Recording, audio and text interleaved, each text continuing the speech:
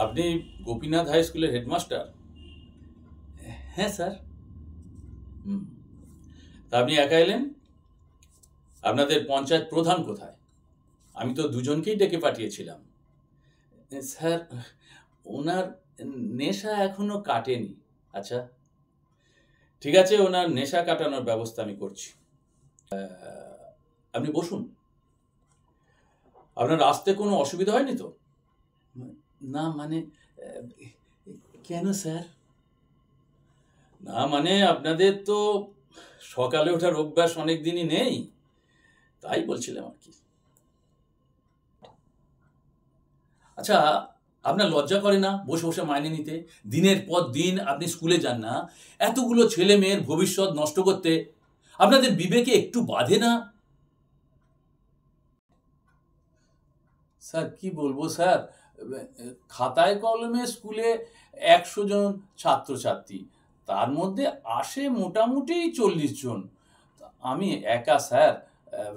এদের রান্না বান্না খাওয়া দাওয়া আমিই করি, পড়াশোনা আমিই করি, ক্লাস আমিই নিই, ঘন্টা আমিই বাজাই। প্রাইমারি তো কতদিন আগেই বন্ধ হয়ে গেছে।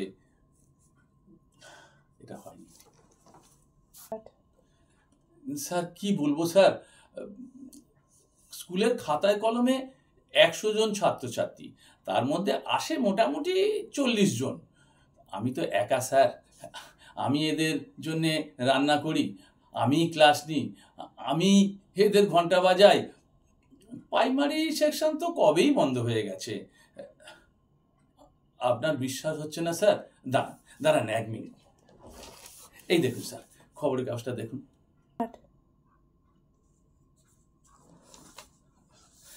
স্যার কি করবো স্যার, 2 বছর আগে, স্যার কি করবো স্যার, 2 বছর আগে আমাকে নিয়ে খবর হয়েছিল। নেহাত বইয়ের ভয়ে রান্নাটা শিখেছিলাম, তাই বাচ্চাদের দুটো খাওয়াতে পারি। কিন্তু স্যার, জল জমা থাকলে আমি কি করবো স্যার?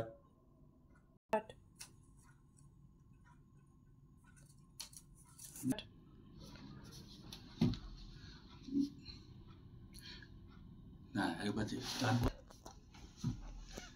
স্যার, 2 বছর আগে ইট পেতে তবু কিছুটা যাওয়া যেত, কিন্তু গত বর্ষায় যে জল হলো, সেই জল স্যার জমে আছে, এখনো নামেনি। এই জন্য তো স্যার এখান থেকে 2 জন বদলি হয়ে চলেই গেছে, আমি একা পড়ে আছি। লাস্ট 3 বছরে স্যার 8টা চিঠি লিখেছি, কোনো ফল হয়নি স্যার। এই দেখুন, এই দেখুন স্যার, এই দেখুন দেখুন।